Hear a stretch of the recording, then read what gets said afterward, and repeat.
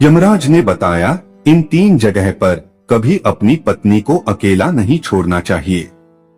मित्रों, एक समय की बात है जब देवर्षि नारद जाप करते हुए यमपुरी में पधारे। नारद जी को आते देख यमराज जी अत्यंत प्रसन्न हो गए और आदर पूर्वक बोले, पधारिए देवर्षि, यमपुरी में आपका स्वागत है। अवश्य ही आप कोई महत्वपूर्ण समाचार लेकर आए होंगे। आज आपका आगमन किस प्रयोजन से हुआ है? तब नारद जी ने यमराज जी को प्रणाम करते हुए कहा, हे धर्मराज, आपको मेरा प्रणाम। आज मैं कोई समाचार लेकर नहीं आया हूँ, बल्कि मेरे मन में एक शंका उत्पन्न हुई है, जिसके समाधान के लिए मैं आपके पास आया हूँ। कृपया मेरी शंका का समाधान कीजिए ताकि मेरे मन को शांति मिल सके। फिर यमराज ने नारद जी की ओर देखते हुए कहा, हे देवर्षि, आपकी जो भी शंका हो निसंकोच पूछिए, मैं अवश्य ही उसका समाधान करूंगा। तब नारद जी ने पूछा, ऐसे कौन से 3 स्थान हैं जहां कभी भी अपनी पत्नी को अकेला नहीं छोड़ना चाहिए? तब यमराज ने मुस्कुराते हुए कहा, हे देवर्षि, आज आपने अत्यंत ही महत्वपूर्ण प्रश्न किया है, जिसमें समस्त मानव जाति का कल्याण छिपा हुआ है। मैं आपको एक कथा के माध्यम से इसका उत्तर दूंगा। कृपया इस कथा को ध्यानपूर्वक सुनिए। नारद जी ने सहमति में सिर हिलाया और कहा, धर्मराज, आप कथा सुनाना प्रारंभ करें, मैं पूरे ध्यान से सुनूंगा।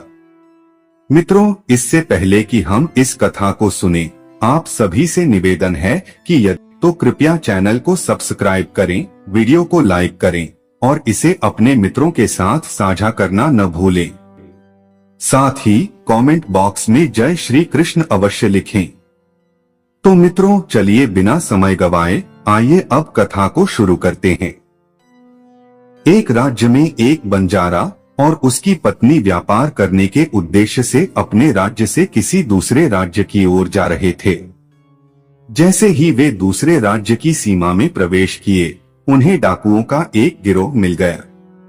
डाकुओं ने बंजारा और उसकी पत्नी से जो भी सामान था सब लूट लिया। डाकुओं ने दोनों को पीटकर उन्हें भिखारी बना दिया और फिर वहां से चले गए। अब बंजारा और उसकी पत्नी बिल्कुल लाचार हो गए। एक अनजान शहर में बिना पैसे और साधनों के दोनों सोचने लगे कि अब आगे क्या करें। बंजारा बेहद चिंतित था, क्योंकि अनजान शहर में पैसे के बिना जीना बहुत मुश्किल होता है। वह अपनी पत्नी के साथ नगर की ओर बढ़ने लगा, सोचते हुए कि अब व्यापार कैसे करे। रास्ते में नगर के बाहर उन्होंने एक साधु की कुटिया देखी, जिससे बंजारा अपनी पत्नी को लेकर उस कुटिया की ओर चल पड़ा। वहां पहुंचकर उन्होंने देखा कि साधु महाराज अपने शिष्यों को प्रवचन दे रहे थे। बंजारा ने सोचा कि क्यों न अपनी समस्या साधु महाराज को बताई जाए, शायद कोई समाधान मिल जाए। यह सोचकर वह साधु महाराज के पास गया और बहुत ही विनम्रता से अपनी स्थिति बताई। बंजारे ने कहा, महाराज, यदि आप मेरी पत्नी को किसी महाजन के पास गिरवी रखवाकर मुझे कुछ पैसे दिलवा सकें, तो आपका बहुत बड़ा उपकार होगा। साधु महाराज को बंजारे की स्थिति देखकर दया आ गई और उन्होंने अपने परिचित एक महाजन के पास बंजारे को भेज दिया। बंजारा अपनी पत्नी को लेकर महाजन के पास पहुंचा और उनसे हाथ जोड़कर विनती की, सेठ जी, मुझे कुछ पैसों की जरूरत है। मेरे पास गिरवी रखने के लिए कुछ नहीं है, केवल मेरी पत्नी है। आप मेरी पत्नी को गिरवी रख लीजिए और मुझे कुछ पैसे दे दीजिए। मैं इन पैसों से व्यापार करूंगा और जल्दी ही आपकी रकम सूद सहित वापस कर दूंगा। महाजन बंजारे की बात सुनकर पैसे देने को तैयार हो गया और उसकी पत्नी को गिरवी रखकर उसे पैसे दे दिए। बंजारा उन पैसों से पशुओं का व्यापार करने लगा। वह किसानों से सस्ते दामों में पशु खरीदता और दूसरे किसानों को ऊंची कीमत पर बेचता। इस प्रकार बंजारे ने बहुत ही कम समय में अच्छा खासा धन कमा लिया। 1 वर्ष बाद जब बंजारे ने पर्याप्त धन अर्जित कर लिया, तो वह उसी शहर वापस लौटा जहां उसने अपनी पत्नी को महाजन के पास गिरवी रखा था। वह सीधा महाजन के पास पहुंचा और कहा, सेठ जी, आप अपना हिसाब कर लीजिए और मेरी पत्नी को मुझे लौटा दीजिए। तब महाजन ने दुखी होकर कहा, भैया, 3 महीने पहले तुम्हारी पत्नी बीमार पड़ गई थी। मैंने उसका पूरा इलाज करवाया, वैद्यों को दिखाया, लेकिन उसे बचा नहीं सका। तुम्हारी पत्नी का स्वर्गवास हो गया। मित्रों, बंजारे ने जब उस सेठ के ऐसे वचनों को सुना तो बंजारा यह सुनकर बहुत उदास हो गया। फिर थोड़ा धीरज बांधकर वह बंजारा उस सेठ से बोला, सेठ जी, जो होना था वह तो हो चुका। शायद मेरे नसीब में ही ऐसा लिखा था। वह मेरे साथ रहती तब भी आयु पूरी होने पर उसे मरना ही होता। होने को कौन टाल सकता है। भला फिर भी आप अपना रुपया मुझसे ले लीजिए ताकि मुझे इस बात का संतोष हो जाए कि मैंने अपना ऋण चुका दिया है और मैंने आपका कर्ज चुकाकर अपनी पत्नी को गिरवी रखने के कलंक से खुद को बचा लिया है। मित्रों, तब बंजारे की बात सुनकर बोला, नहीं भाई, अब मैं तुमसे वह पैसे कैसे ले सकता हूँ जब मैं तुम्हारी अमानत ही तुम्हें नहीं लौटा सकता, तो अपना कर्जा वापस लेने का मुझे कोई हक नहीं है। मित्रों, बंजारे ने बार बार सेठ से अपनी कर्ज को वापस लेने का अनुरोध किया, लेकिन सेठ ने उसकी एक न सुनी। फिर उदास मन से बंजारा वहां से निकल पड़ा और चलते चलते फिर उसी स्थान पर जा पहुंचा जहां वह पहली बार साधु महाराज से मिला था। हमेशा की तरह साधु महाराज अपने चबूतरे पर बैठे प्रवचन दे रहे थे। तभी बंजारा भी मन की शांति के लिए वहां जाकर बैठ गया और साधु महाराज के प्रवचन सुनने लगा। मित्रों, साधु महाराज ने जब बंजारे को देखा तो उसे पहचान लिया और उसका हालचाल पूछने लगे। तभी बंजारे ने पूरी घटना साधु महाराज को विस्तार से बता दी। मित्रों, वह साधु एक सिद्ध महात्मा थे। बंजारे की बात सुनकर साधु महाराज ने कहा, बंजारे, सेठ ने तेरे साथ धोखा किया है। तेरी पत्नी निश्चित रूप से जीवित है, या तो उस सेठ ने उसे अपने घर में छिपा रखा है या फिर किसी परिचित के यहाँ दूर किसी जगह भेज दिया है। मित्रों, अब साधु बंजारे कहने लगे, तुम ऐसा कर, राजा शुद्धोधन के पास जा और उनसे प्रार्थना कर कि वे तेरी पत्नी को सेठ से वापस दिलवा दें। मित्रों, राजा शुद्धोधन एक बुद्धिमान व्यक्ति हैं और वे अवश्य ही तेरी मदद करेंगे। बंजारा साधु की बात मानकर राजा शुद्धोधन के दरबार में जा पहुंचा और सारी वृत्तांत सुना दिया। फिर राजा से निवेदन किया, महाराज, कृपया मेरी पत्नी को सेठ से वापस दिलवा दीजिए। फिर राजा ने महाजन को बुलवाया और उससे पूछा, सेठ, क्या यह बात सच है कि यह व्यक्ति अपनी पत्नी को गिरवी रखकर गया था?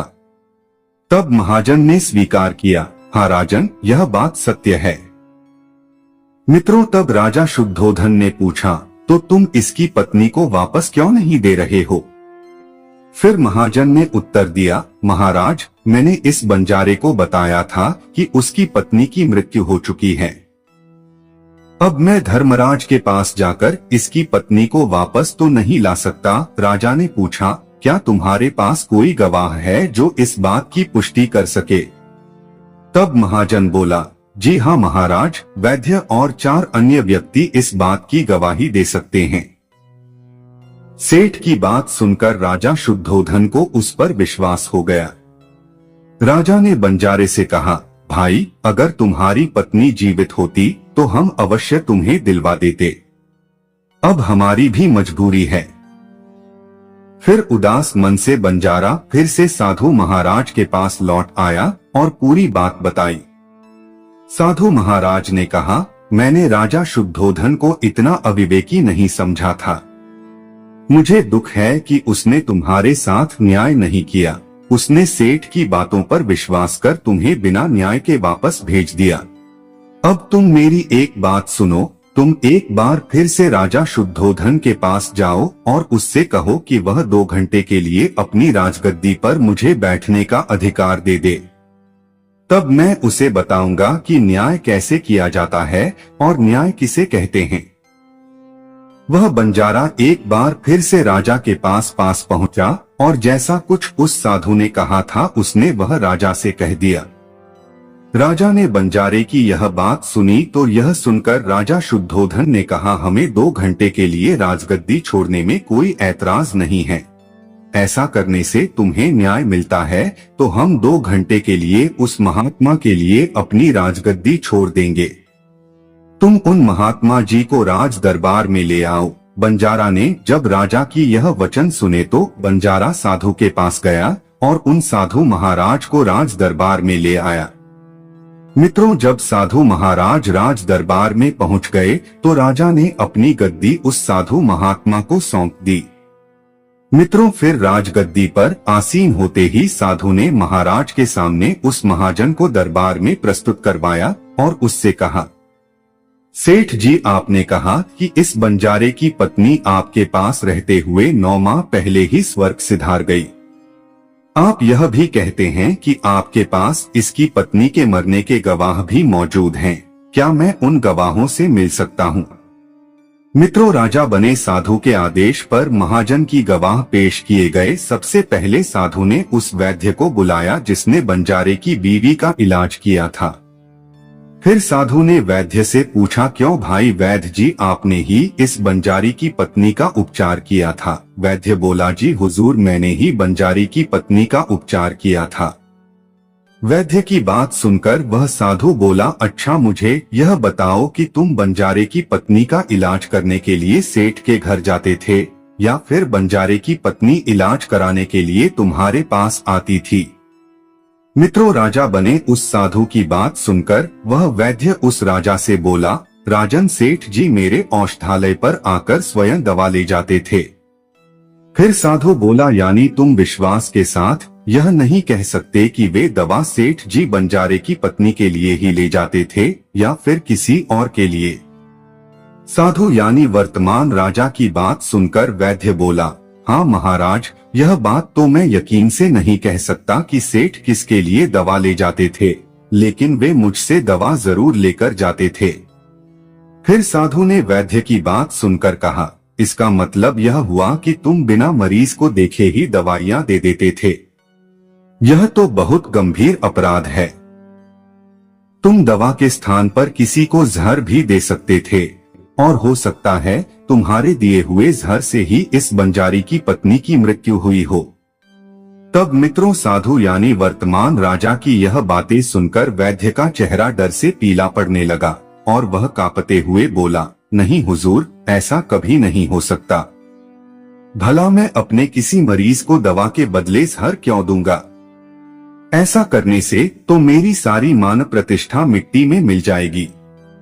साधु यानी वर्तमान राजा ने वैद्य की बात पर कहा, अब तो तुम ऐसा ही कहोगे, लेकिन मैं तुम्हें अपने कर्तव्य के प्रति लापरवाही और एक मरीज के जीवन से खिलवाड़ करने के अपराध में 100 कोड़े मारने का आदेश देने जा रहा हूँ। इसके साथ ही तुम्हारा मुंह काला करके पूरे नगर में घुमाया जाएगा। अब तुम्हारे पास 2 ही रास्ते हैं, सच बोलो या फिर मैं सैनिकों को तुम्हें गिरफ्तार करने का आदेश दूं। तब मित्रों, यह सुनकर वैद्य का शरीर सूखे पत्ते की तरह कांपने लगा। वह साधु यानी वर्तमान राजा के कदमों में गिर पड़ा और बोला, मुझे माफ कर दीजिए हुजूर, मैं स्वीकार करता हूँ कि मैंने सेठ द्वारा बताए किसी मरीज का इलाज नहीं किया था। सेठ ने मुझे 100 स्वर्ण मुद्राएं दी थीं और कहा था कि जरूरत पड़ने पर मैं उसके पक्ष में गवाही दूं। मेरा बस यही अपराध है कि मैंने लालच में आकर सेठ का प्रस्ताव मान लिया। तब राजा बने साधु ने कहा, वैद्य जी, कुछ भी हो, आपने अपराध तो किया ही है और मैं तुम्हें झूठी गवाही के इल्जाम में 30 कोड़े लगाने का आदेश देता हूँ। मित्रों, साधु के आदेश का राजा के सैनिकों ने फौरन पालन किया और सैनिकों ने तत्काल ही वैद्य को पकड़ लिया और भरी दरबार में उसे कोड़े लगाने लगे। पहला कोड़ा लगते ही वह चीख पड़ा और कहने लगा, महाराज मुझ पर रहम करें, महाराज मुझ पर रहम करें, हुजूर, हाय मैं मर गया। मित्रों, हर कोड़ों के साथ वैद्य के गले से हृदय विदारक आवाजें निकलने लगी। उसकी चीखें सारे राज दरबार में गूंज उठी। फिर वैद्य के साथ ऐसा होते देख महाजन के गवाह के तौर पर बुलाए गए उन चारों व्यक्तियों के कलेजे दहल गए जिन्होंने बंजारी की पत्नी को स्मशान में ले जाकर फूंकने की बात कबूली थी। मित्रों, अब बारी उन चारों गवाहों की आई। मित्रों, साधु ने उनसे पूछा, तुम लोगों का कहना है कि तुम चारों ने इस बंजारे की मृत पत्नी का शव लेकर श्मशान में उसका अंतिम संस्कार किया था। मुझे यह बताओ कि जब मृत शरीर को स्नान कराया जाता है और कफन में लपेटकर अर्थी पर रखा जाता है, तब क्या तुमने उस स्त्री का मृत शरीर देखा था? मित्रों, यह सुनकर चारों गवाह बोले, नहीं हुजूर, हमने उसका मृत शरीर नहीं देखा था। सेठ जी ने अर्थी तैयार कर ली थी और उसके बाद ही हम उसे श्मशान ले गए और जला आए। फिर साधु ने गंभीर स्वर में कहा, तुमने यह जानने की भी आवश्यकता नहीं समझी कि उस अर्थी में कोई मृत व्यक्ति है या जीवित? कहीं ऐसा तो नहीं कि किसी विषैले पदार्थ से बेहोश व्यक्ति को अर्थी पर लिटाकर तुम उसे श्मशान ले जाकर जला आए हो? यह एक गंभीर अपराध है जिसके लिए तुम्हें मृत्युदंड भी मिल सकता है। मित्रों, यह सुनकर चारों गवाह, जो पहले ही भयभीत थे, वह साधु के मुख से मृत्युदंड की बात सुनकर और भी डर गए। उनके हाथ पैर ठंडे पड़ गए। साधु ने विजय भाव से महाजन की ओर देखा। जैसे ही उसने महाजन की तरफ देखा, महाजन का चेहरा भय से काला पड़ गया। फिर साधु ने महाजन से कहा, सेठ, तुम्हारे पांचों गवाहों की तो पहले ही हालत खराब हो गई है। अब तुम बताओ, किसी की इच्छा के विपरीत उसकी पत्नी को जबरदस्ती अपने घर में रखना और अपहरण के अपराध में तुम्हें कौन सी सजा मिलनी चाहिए? मित्रों, तब साधु यानी वर्तमान में राजा की बात सुनकर महाजन का चेहरा एकदम सफेद पड़ गया और उसके मुंह से कोई शब्द नहीं निकला। फिर साधु ने कहा, सेठ, इससे पहले कि मैं तुम्हें 5 साल की कठोर कारावास की सजा दूं, तुम्हारे पास अभी भी समय है कि तुम इस बंजारे की पत्नी को दरबार में पेश कर दो। तब सजा के डर से महाजन ने तुरंत अपने सेवकों को घर भेजा और बंजारे की पत्नी को दरबार में प्रस्तुत कराया। साधु ने बंजारे की पत्नी को बंजारे को सौंप दिया और महाजन को 3 महीने की कैद की सजा सुनाई। साथ ही उन चारों गवाहों को भी झूठी गवाही देने के अपराध में कड़ी सजा दी गई। मित्रों, यह देखकर राजा शुद्धोधन आश्चर्यचकित रह गया और साधु के सामने हाथ जोड़कर बोला, महात्मा, आप धन्य है, आपने मुझे सिखा दिया कि न्याय कैसे किया जाता है।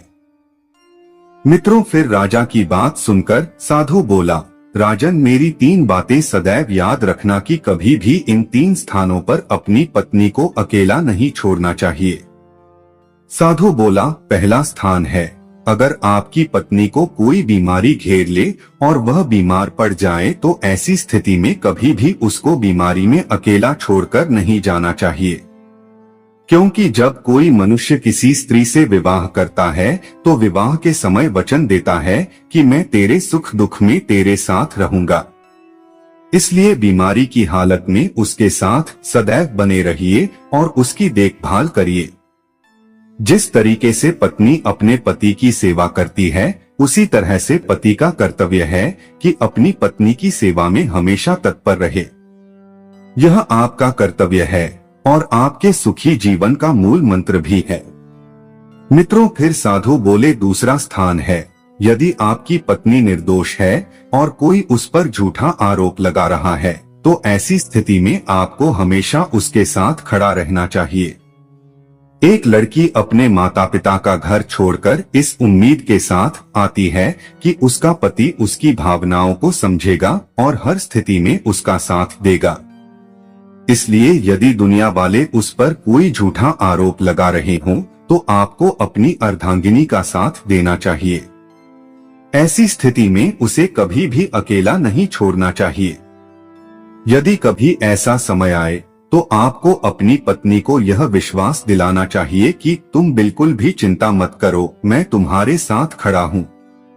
मित्रों, फिर साधु ने कहा, तीसरी महत्वपूर्ण बात यह है कि कभी भी अपनी पत्नी को किसी दूसरे पुरुष के पास अकेला नहीं छोड़ना चाहिए, चाहे वह आपका मित्र हो, रिश्तेदार हो या सगा भाई ही क्यों न हो। मित्रों, आजकल के समय में किसी का भरोसा नहीं किया जा सकता, क्योंकि कोई नहीं जानता कि कौन कब दगा कर दे। इसलिए आपको अपनी पत्नी को किसी अन्य पुरुष के साथ अकेला छोड़ने की गलती नहीं करनी चाहिए।